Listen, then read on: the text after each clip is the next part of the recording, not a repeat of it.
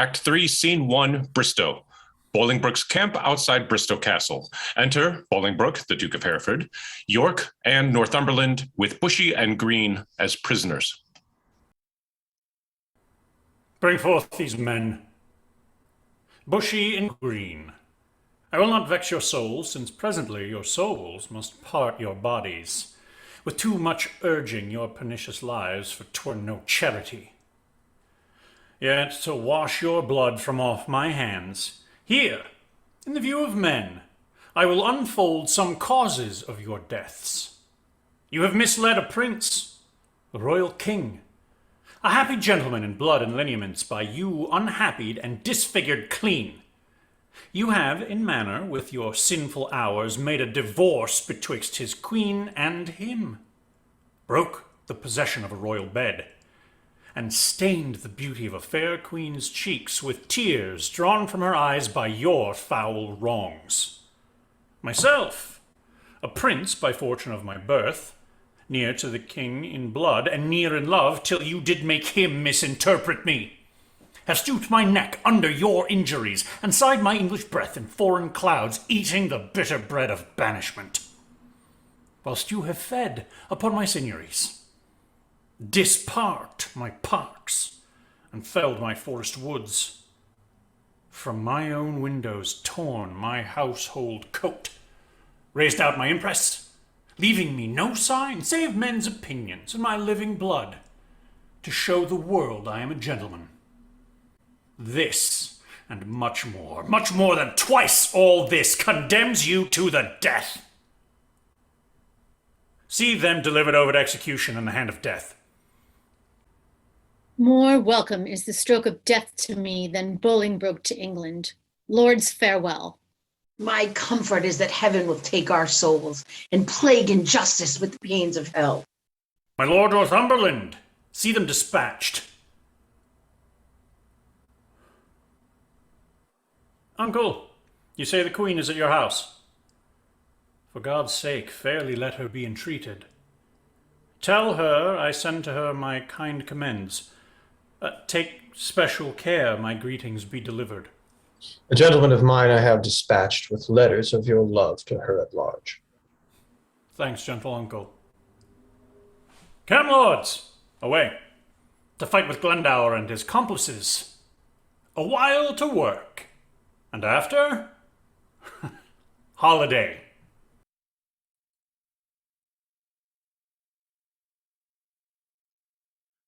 Act 3, Scene 2, the coast of Wales, before Barcloley Castle. Enter the king, Amarl, and Carlisle. Barcloley Castle, call they this at hand? Yea, my lord. How brooks your grace the air after your late tossing on the breaking seas? Needs must I like it well. I weep for joy to stand upon my kingdom once again. Dear earth, I do salute thee with my hand, though rebels wound thee with their horses' hoofs. As a long-parted mother with her child plays fondly with her tears and smiles in meeting, so, weeping, smiling, greet I thee, my earth, and do thee favors with my royal hands. Feed not thy sovereign's foe, my gentle earth, nor with thy sweets comfort his ravenous sense, but let thy spiders that suck up thy venom and heavy-gated toads lie in their way, doing annoyance to the treacherous feet, which with usurped steps do trample thee.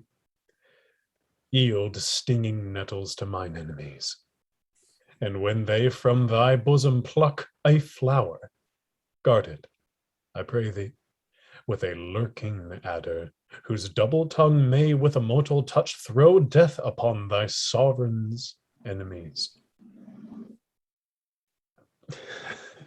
Mock not my senseless conjuration, lord. This earth shall have a feeling, and those stones prove armed soldiers, ere her native king shall falter under foul rebellion's arms. Fear not, my lord. That power that made you king hath power to keep you king in spite of all. The means that heavens yield must be embraced and not neglected, else heaven would and we will not. Heaven's offer we refuse, the proffered means of succor and redress.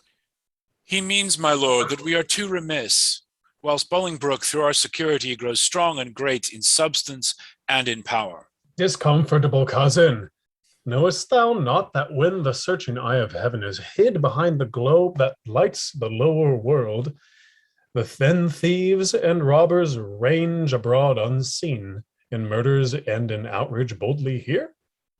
But when from under this terrestrial ball he fires the proud tops of the eastern pines and darts his light through every guilty hole, then murderers, treasons, and detested sins, the cloak of night being plucked from off their backs, stands bare and naked, trembling at themselves.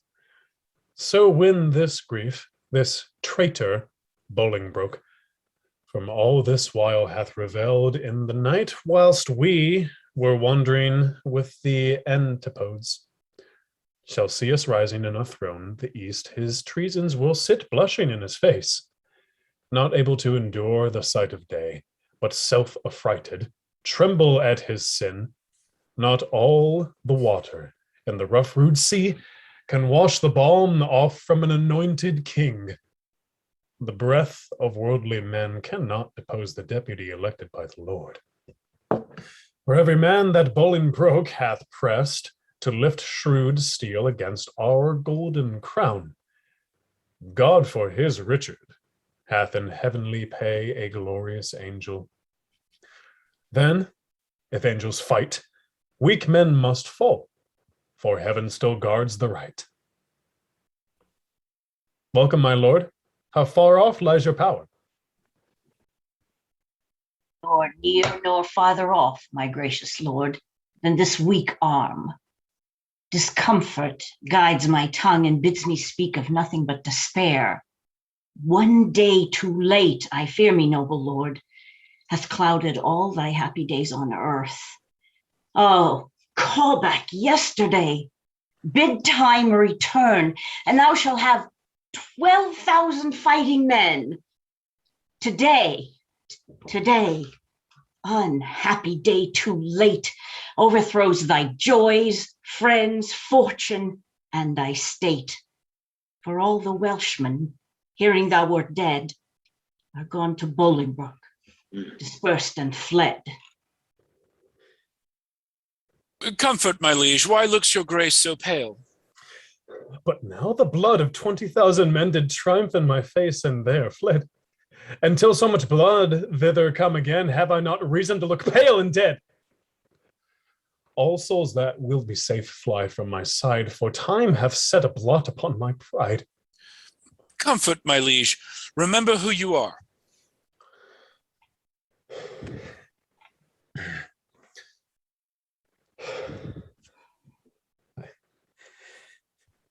I had forgot myself. Am I not king? Awake, thou coward majesty, thou sleepest? Is not the king's name 20,000 names? Arm, my name. A puny subject strikes at thy great glory. Look not to the ground, you favorites of a king. Are we not high? High be our thoughts. I know my uncle York hath power enough to serve our turn. But who comes here? More health and happiness betide my liege than can my care-tuned tongue deliver him. Mine ear is open and my heart prepared. The worst is worldly loss thou canst unfold. Say, is my kingdom lost? Why, 'twas my care, and what loss is to be rid of care? Strives Bolingbroke to be as great as we? Greater he shall not be. If he serve God, we'll serve him too, and be his fellow so. Revolt our subjects, that we cannot mend. They break their faith to God as well as us, cry woe, destruction, ruin, and decay. The worst is death, and death will have his day. Glad am I that your highness is so armed to bear the tidings of calamity. Like an unseasonable stormy day which makes the silver rivers drown their shores as if the world were all dissolved to tears, so high above his limits swells the rage of Bolingbroke, covering your fearful land with hard, bright steel and hearts harder than steel. White beards have armed their thin and hairless scalps against thy majesty.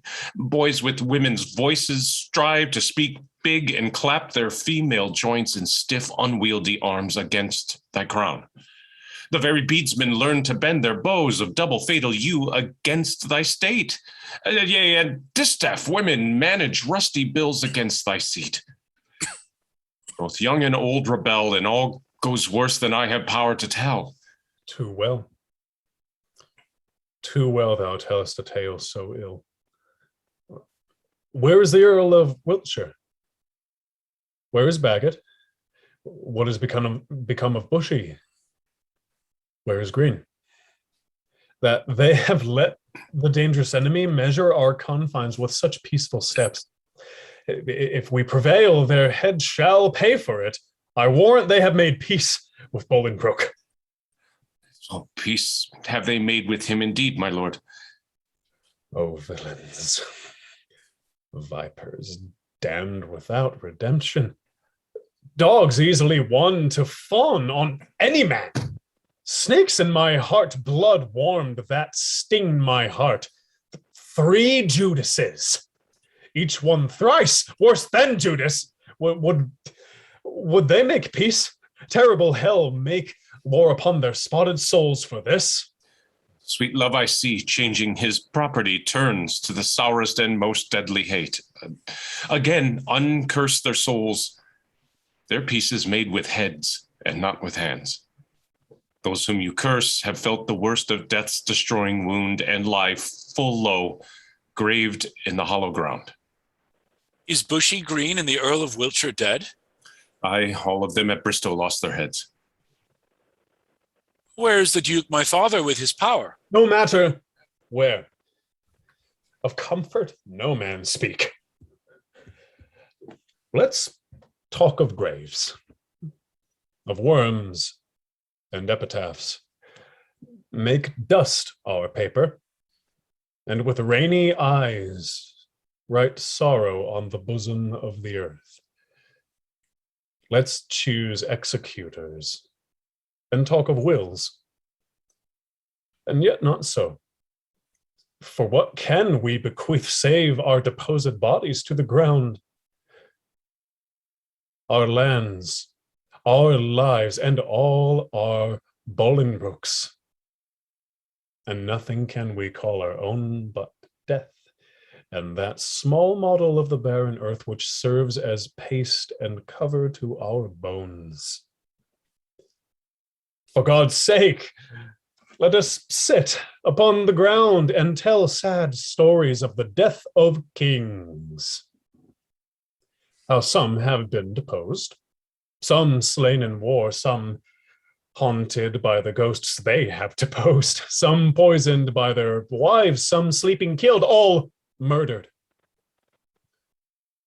For within the hollow crown that rounds the mortal temples of a king keeps death his court.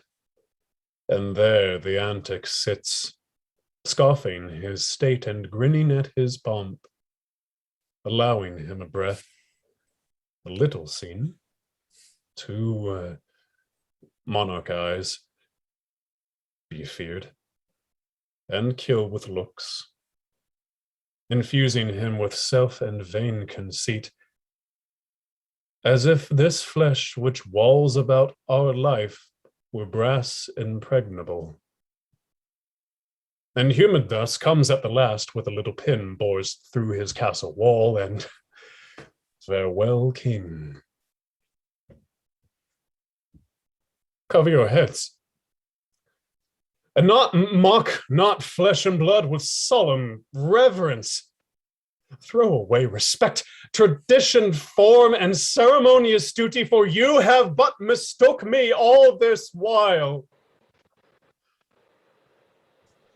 I live with bread, like you. Feel want, taste grief, need friends. Subjected thus, how can you say to me, I am a king?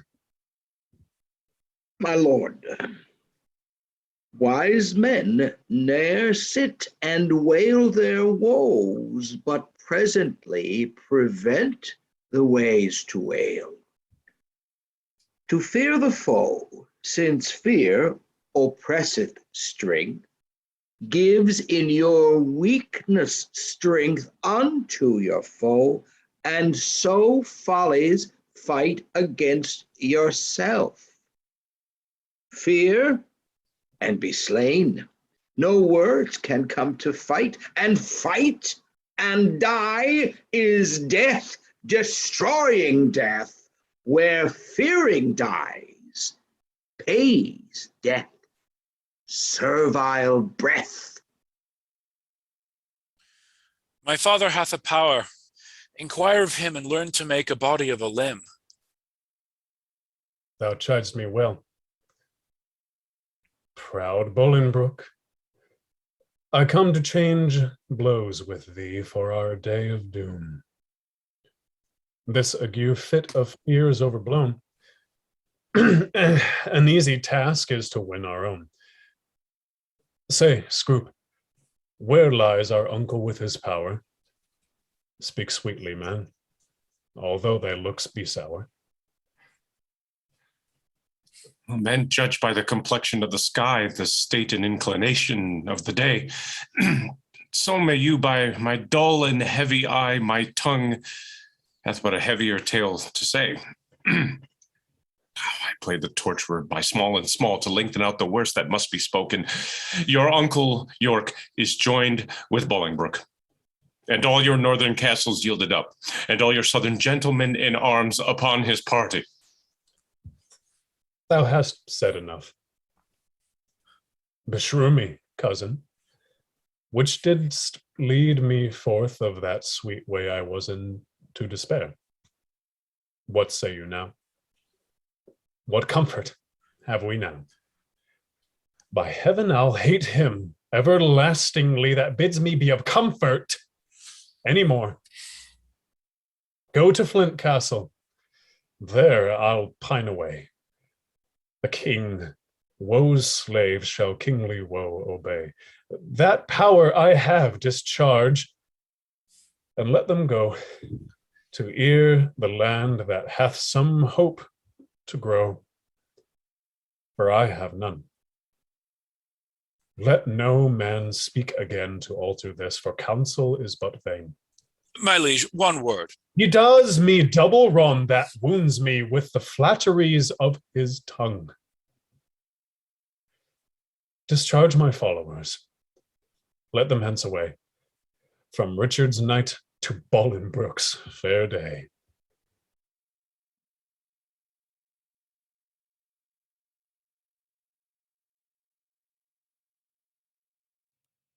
Act 3, Scene 3, before Flint Castle in northern Wales.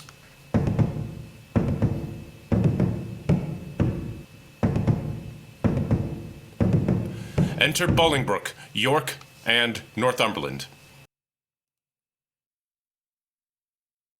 So that by this intelligence we learn the Welshmen are dispersed, and Salisbury's gone to meet the king, who lately landed with some few private friends upon this coast. The news is very fair and good, my lord. Richard, not far from hence, hath hid his head. It would beseem the Lord Northumberland to say King Richard. It's a heavy day when such a sacred king should hide his head. Your grace mistakes. Only to be brief, left I his title out. The time hath been, would you have been so brief with him, he would have been so brief to shorten you, for taking so the head, your whole head's length. Mistake not, uncle, further than you should. Take not good cousin, further than you should, lest you mistake. The heavens are over our heads. I know it, uncle, and oppose not myself against their will. But who comes here? Welcome, Harry. What? Will not this castle yield? The castle royally is manned, my lord, against thy entrance. Royally? Why, it contains no king. Yes, my good lord, it doth contain a king. King Richard lies within the limits of yon Lyman Stone, and with him are the Lord Amaral, Lord Salisbury, Sir Stephen Scroop, besides a clergyman of holy reverence who I cannot learn. No, belike it is the Bishop of Carlisle. Noble lord, go to the rude ribs of that ancient castle. Through brazen trumpets send the breath of parley into his ruined ears, and thus deliver Henry Bolingbroke. On both his knees doth kiss King Richard's hand, and sends allegiance and true faith of heart to his most royal person.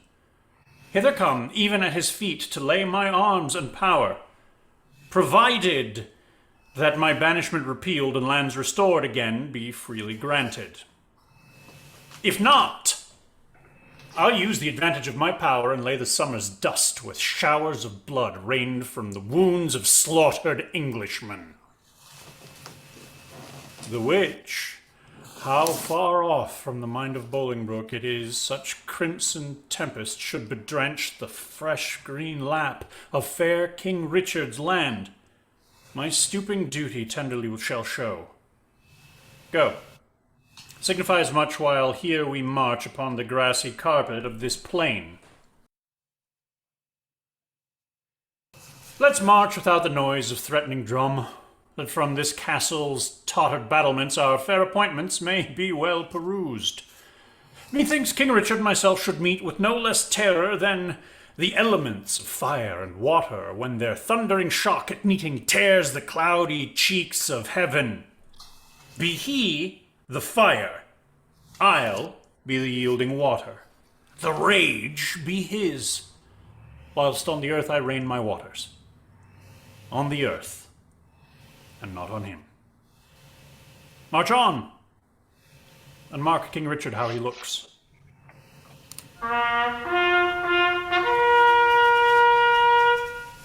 See? See, King Richard doth himself appear, as doth the blushing, discontented sun from out the fiery portal of the east, when he perceives the envious clouds are bent to dim his glory and to stain the track of his bright passage to the Occident. Yet looks he like a king. Behold, his eye, as bright as is the eagle's, lightens forth controlling majesty. Lack for woe that any harm should stain so fair.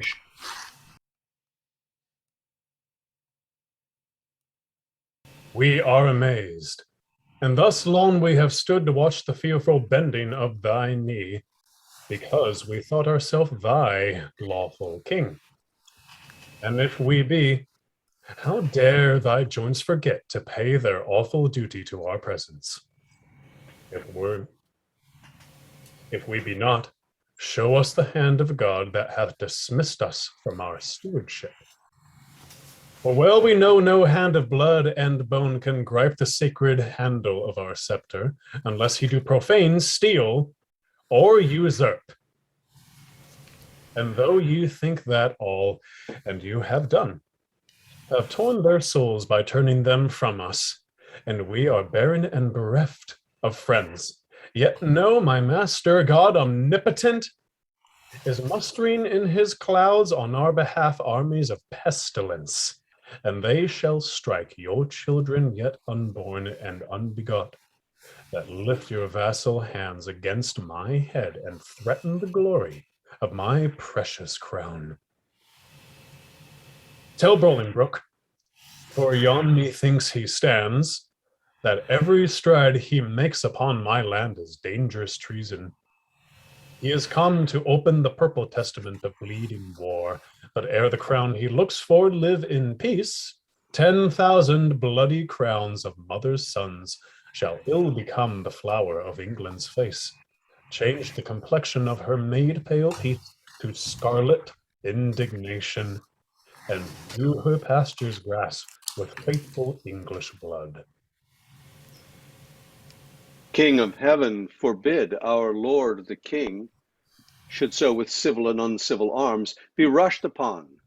Thy thrice noble cousin, Harry Bolingbroke, doth humbly kiss thy hand, and by the honorable tomb he swears that stands upon your royal grandsire's bones, and by the royalties of both your bloods, currents that spring from one most gracious head, and by the buried hand of warlike Gaunt, and by the worth and honor of himself, comprising all that may be sworn or said, his coming hither hath no further scope than for his lineal royalties, and to beg enfranchisement immediate on his knees, which on thy royal party once granted, his glittering arms he will commend to rust, his barbed steeds to stables, and his heart to faithful service to your majesty. This swears he, as he is a prince and just, and as I am a gentleman, I credit him. Northumberland, say thus the king returns. His noble cousin is right welcome hither, and all the number of his fair demands shall be accomplished without contradiction. With all the gracious utterance thou hast, speak to his gentle hearing kind commands. We do debase ourselves, cousin, do we not, to look so poorly and to speak so fair? Shall we call back Northumberland and send defiance to the traitor and so die? No, my good lord, let's fight with gentle words, till time lend friends and friends their helpful swords. Oh, God. Oh, God. That ere this tongue of mine that laid the sentence of dread banishment on yon proud man should take it off again with words of soothe.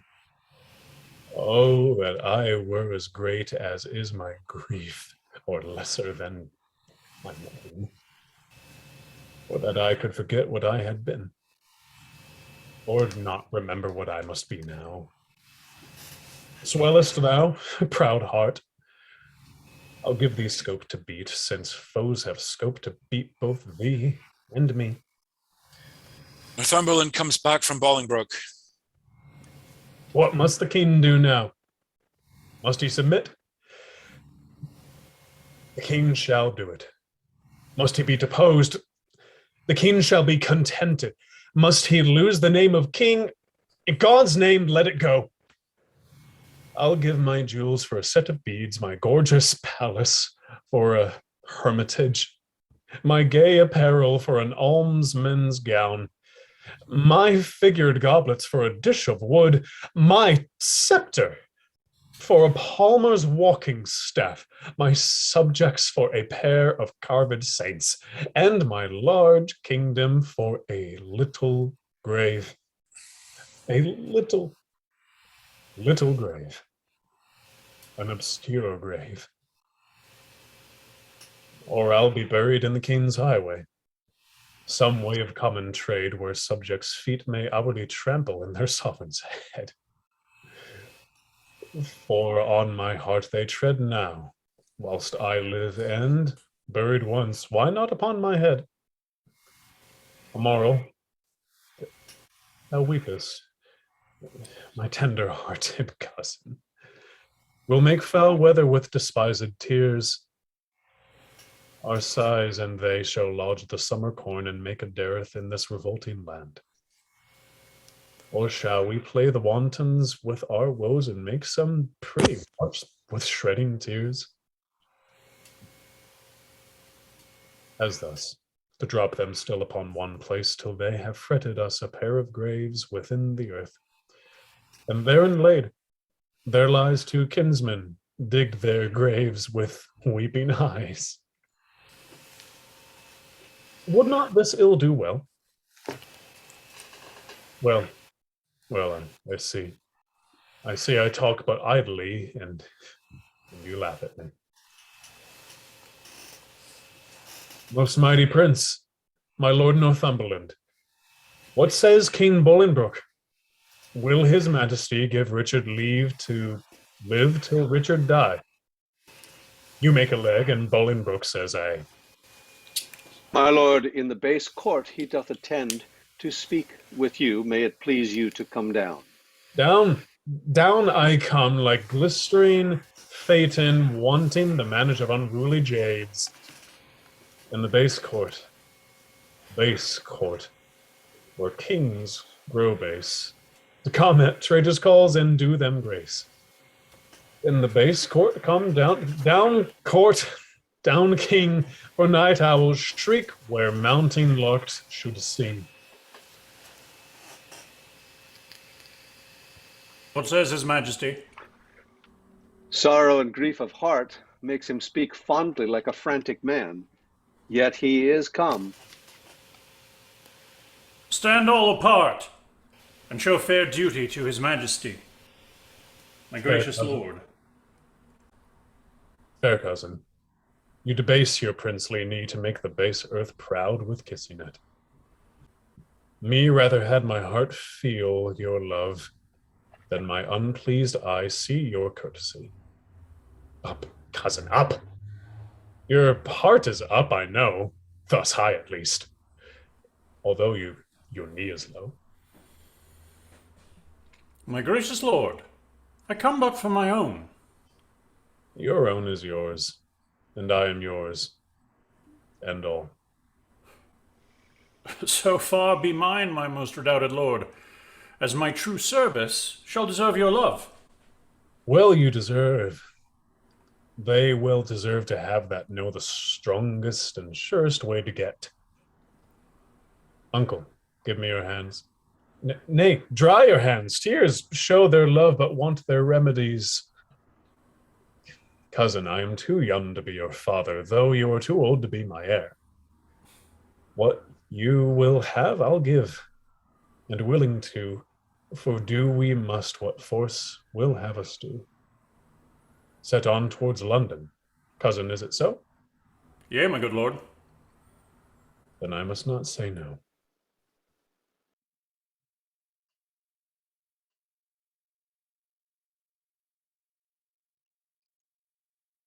Act 3, Scene 4, York, a garden in Langley Castle. Enter the Queen with her lady in waiting.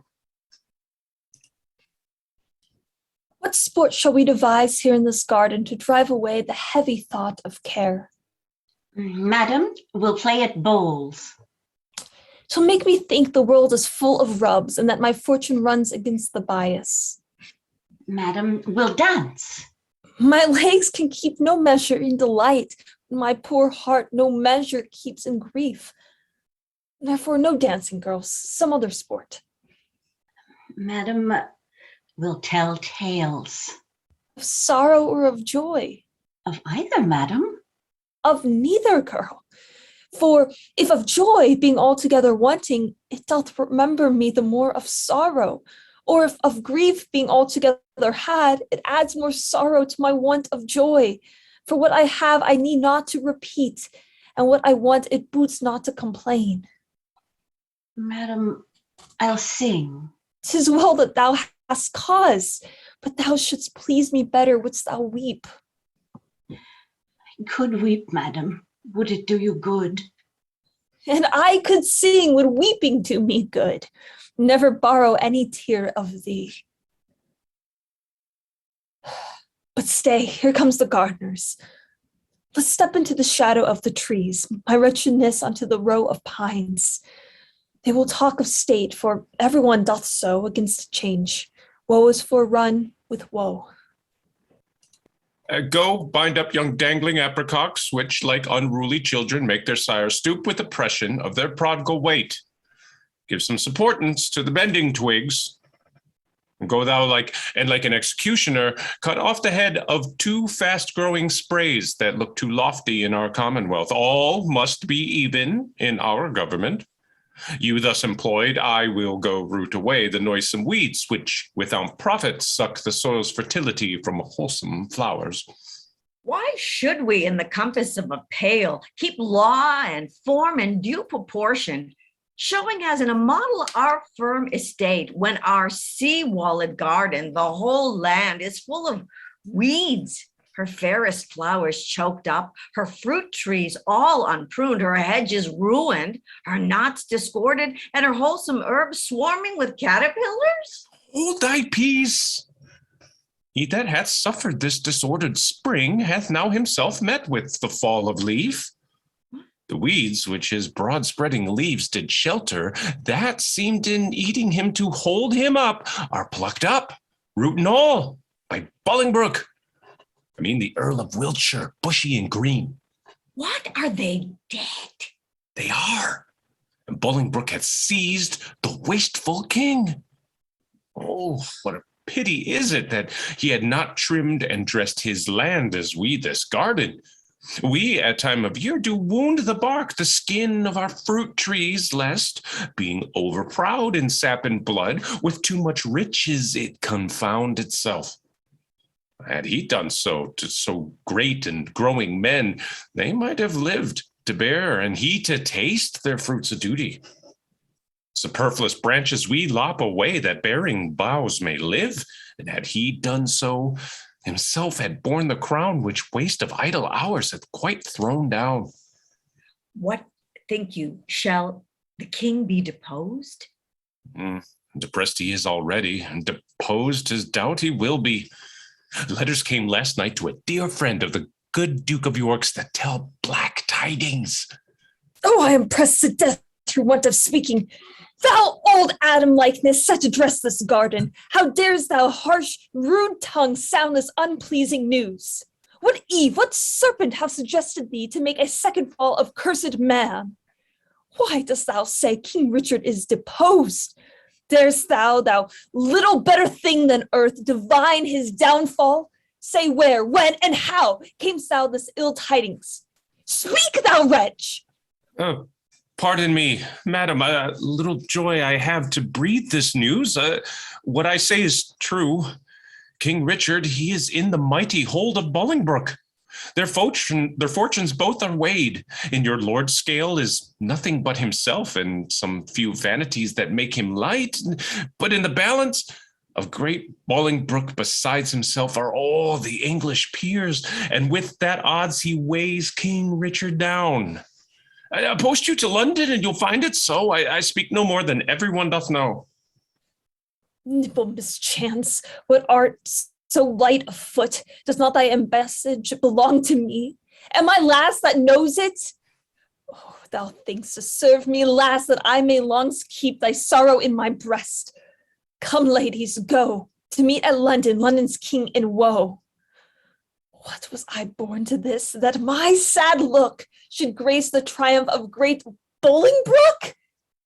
Gardner, for telling me these news of woe, pray God the plants that grafts me never grow.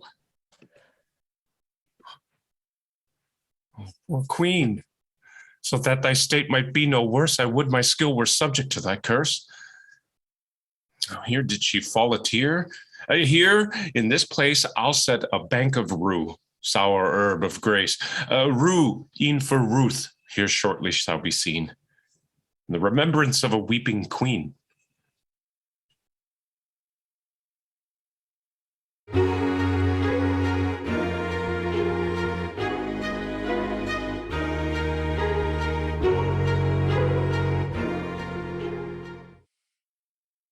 Act 4, Scene 1, London, the Parliament Chamber in Westminster Hall. Enter Bolingbroke with the Lords O'Merle and Northumberland, Harry Percy, Fitzwater, Surrey, the Bishop of Carlisle, the Abbot of Westminster, and another lord. Call forth Bagot.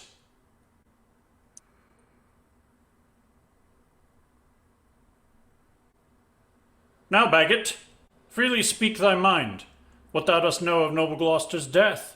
Who wrought it with the king, and who performed the bloody office of his timeless end? And set before my face the Lord Almarle. Cousin, stand forth, and look upon that man. My Lord Almarle, I know your daring tongue scorns to unsay what once it hath delivered. In that time when Gloucester's death was plotted, I heard you say, is not my arm of length that reaches from the restful English court as far as Calais to mine uncle's head? Amongst much other talk that very time, I heard you say that you would rather refuse the offer of 100,000 crowns than Bolingbroke's return to England, adding withal how blessed this land would be in this your cousin's death. Princes and noble lords, what answer shall I make to this base man? Shall I so much dishonor my fair stars on equal terms to give him chastisement? Either I must or have mine honor soiled with the attainder of his slanderous lips.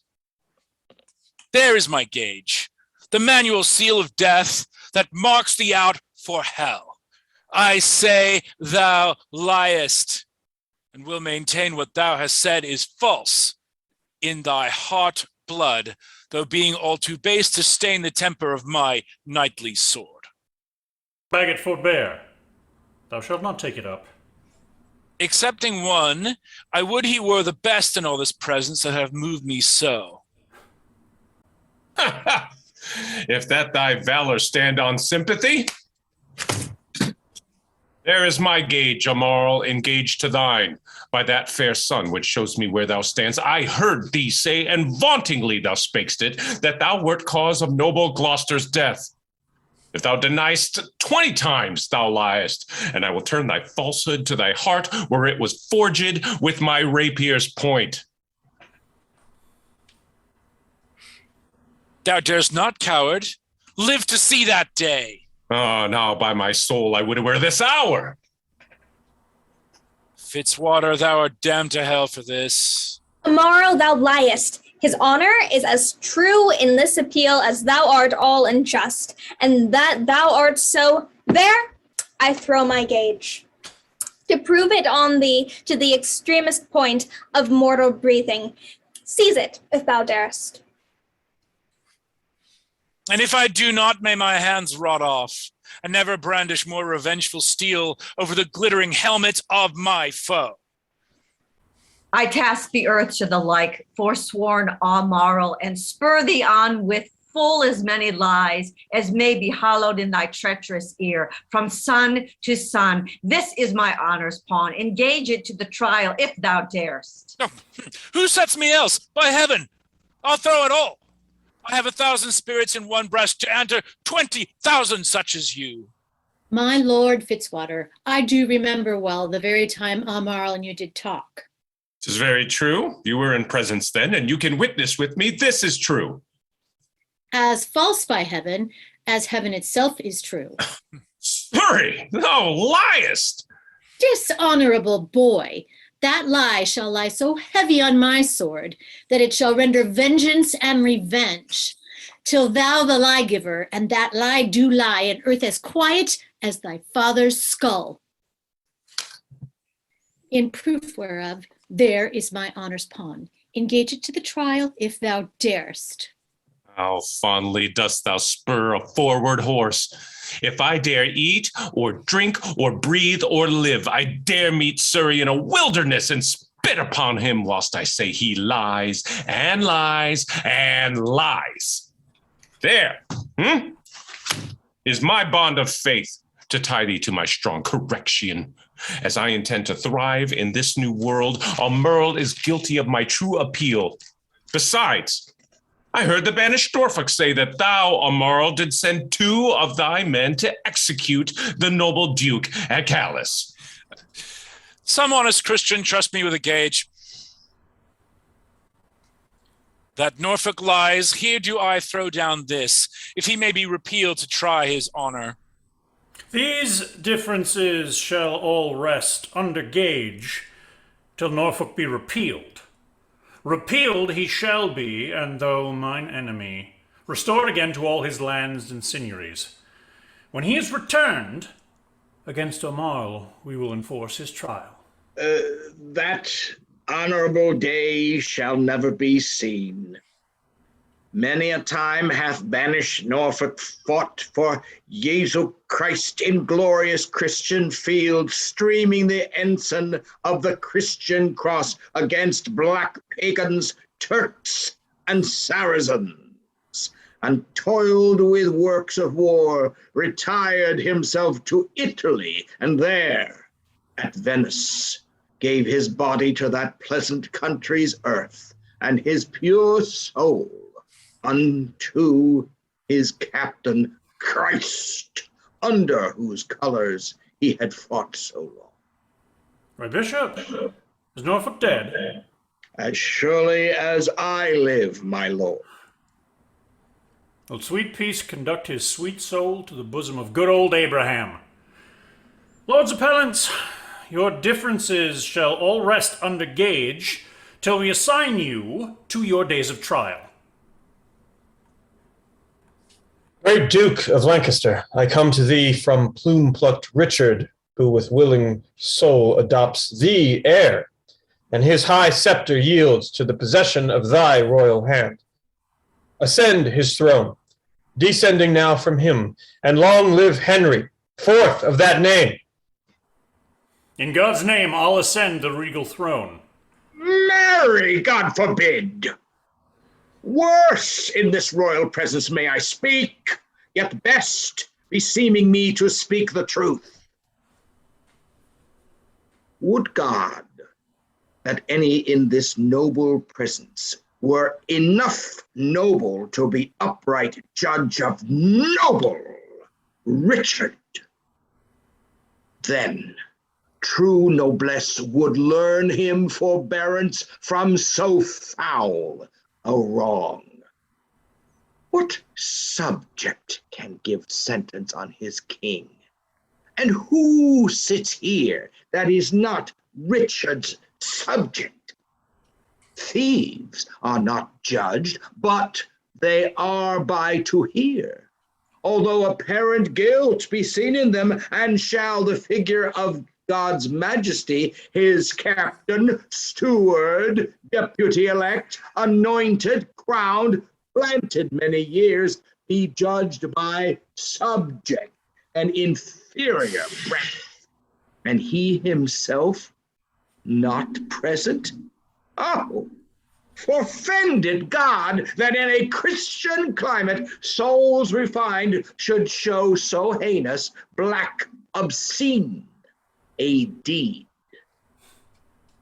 I speak to subjects, and a subject speaks, stirred up by God thus boldly for his king. My lord of Hereford here, whom you call king, is a foul traitor to proud Hereford's king. And if you crown him, let me prophesy, the blood of English shall manure the ground, and future ages groan for this foul act. Peace shall go sleep with Turks and infidels, and in this seat of peace, tumultuous wars shall kin with kin and kind with kind confound.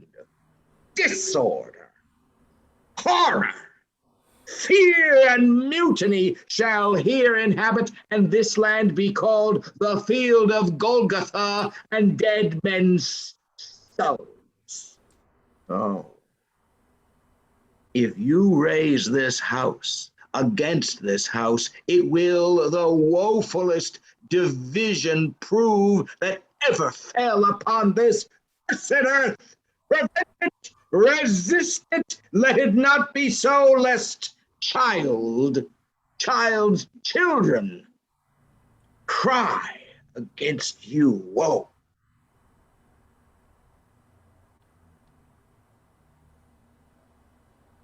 Well have you argued, sir, and for your pains of capital treason, we arrest you here.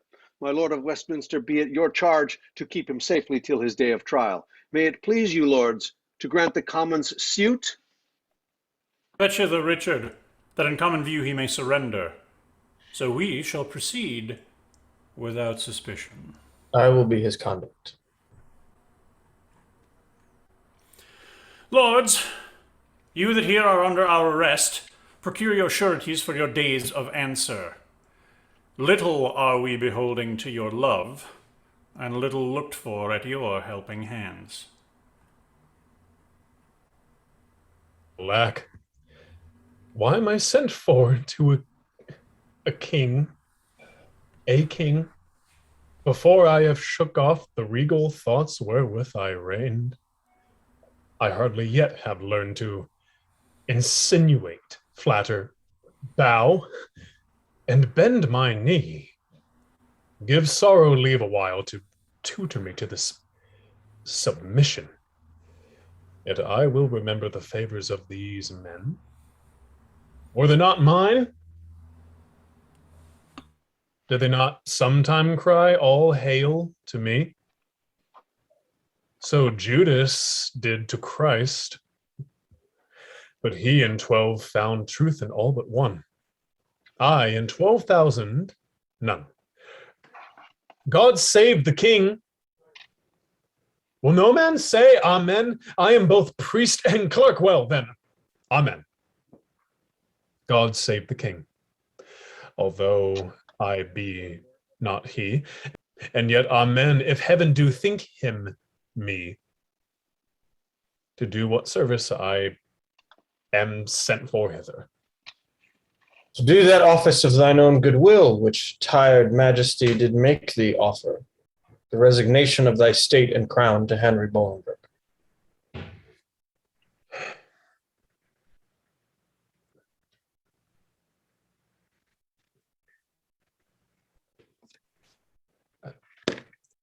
Give me the crown.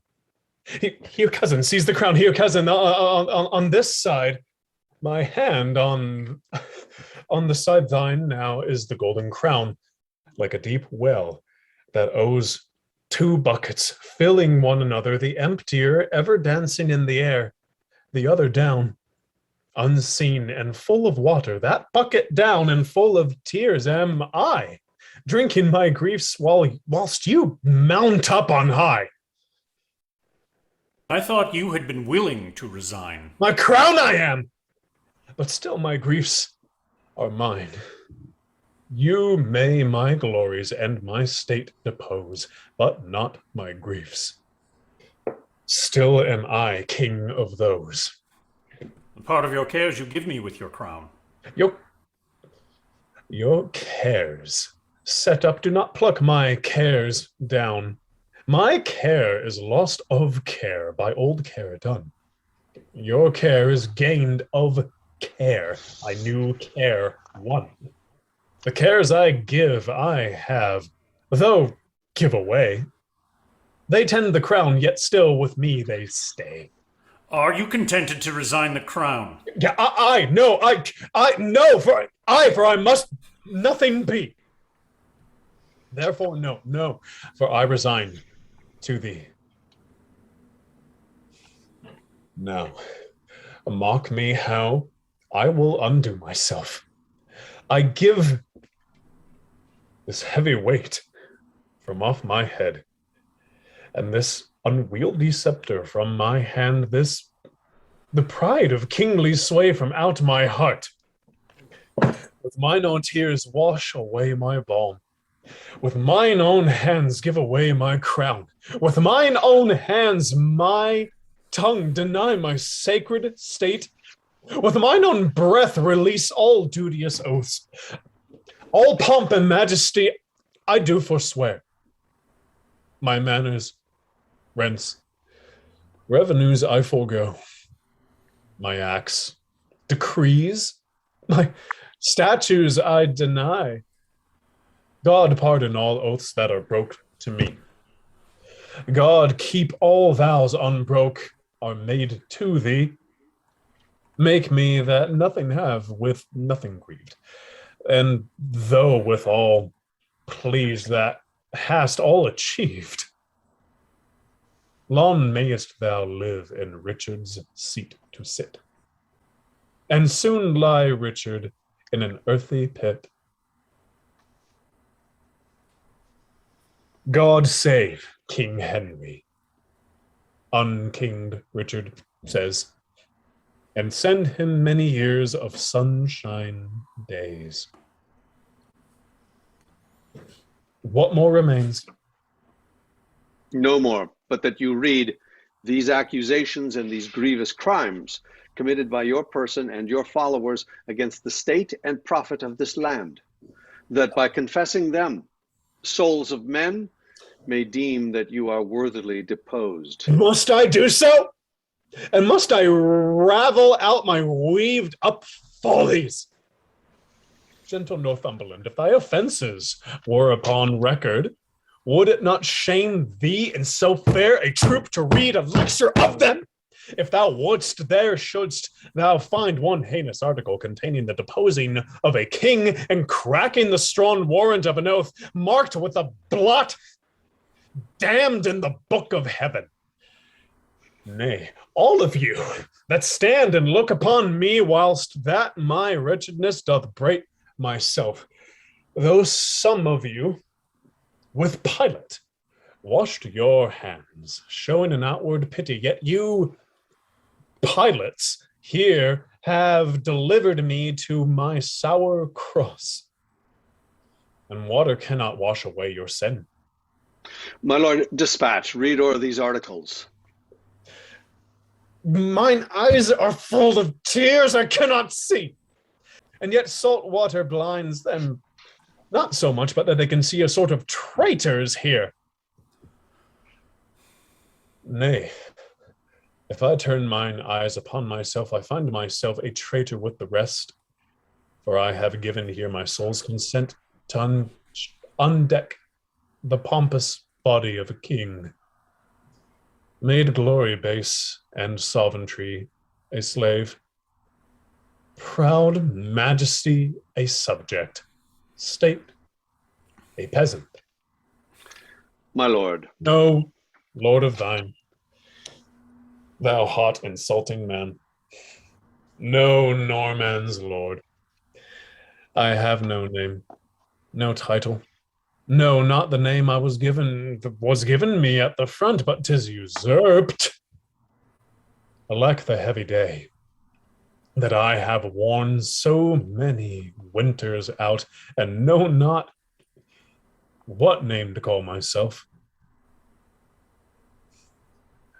Oh, that I were a mockery king of snow, standing before the sun of Bolingbroke, to melt myself away in water drops.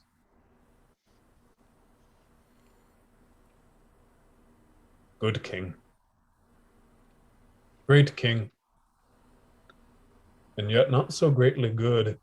And if my word be sterling yet in England, let it command a mere hither straight, that it may show me what a face I have, since it is bankrupt of his majesty. Go, some of you, fetch a looking glass. Read o'er this paper while the glass doth come. Fiend, thou torments me ere I come to hell. Urge it no more, my lord Northumberland. The commons will not then be satisfied. They shall be satisfied. I'll read it enough when I do see the very book indeed where all my sins are writ. And that's myself. Give me the glass, and therein I will read.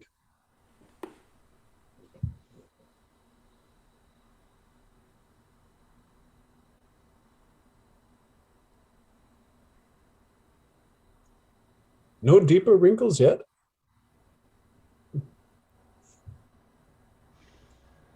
Hath sorrow struck so many blows upon this face of mine and made no deeper wounds? Oh, flattering glass, like to my followers in prosperity, thou dost beguile me. What was this face that every day under his household roof did keep 10,000 men? Was this the face that, like the sun, did make beholders wink? Is this the face which faced so many follies, that was at last outfaced by Bolingbroke? A brittle glory shineth in this face, as brittle as the glory in this face. For there it is, cracked in 100 shivers. Mark, silent, keen the moral of this sport, how soon my sorrow hath destroyed my face. The shadow of your sorrow hath destroyed the shadow of your face. Say that again. The shadow of my sorrow. Let me see. 'Tis very true. My grief lies all within. And these external manners of laments are merely shadows to the unseen grief that swells with silence in the tortured soul. There lies the substance, and I thank thee, King, for thy great bounty, that not only givest me cause to wail, but teaches me the way how to lament the cause. I'll beg one boon, and then be gone and trouble you no more. Shall I obtain it? Name it, fair cousin. Fair cousin? I am greater than a king, for when I was king, my flatterers were then but subjects. Being now a subject, I have a king here to my flatterer. Being so great, I have no need to beg. Yet ask. And shall I have? You shall. Then give me leave to go. Whither? Whither you will, so I were from your sights.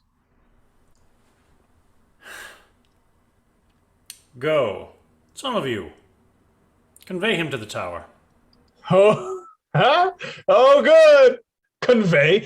Conveyors are you all, that rise thus nimbly by a true king's fall.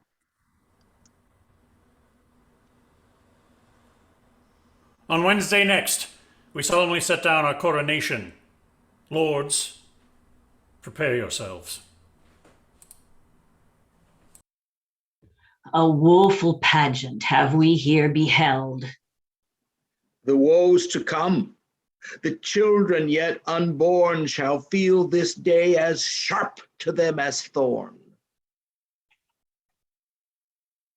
You holy clergyman, is there no plot to rid this realm of this pernicious blot?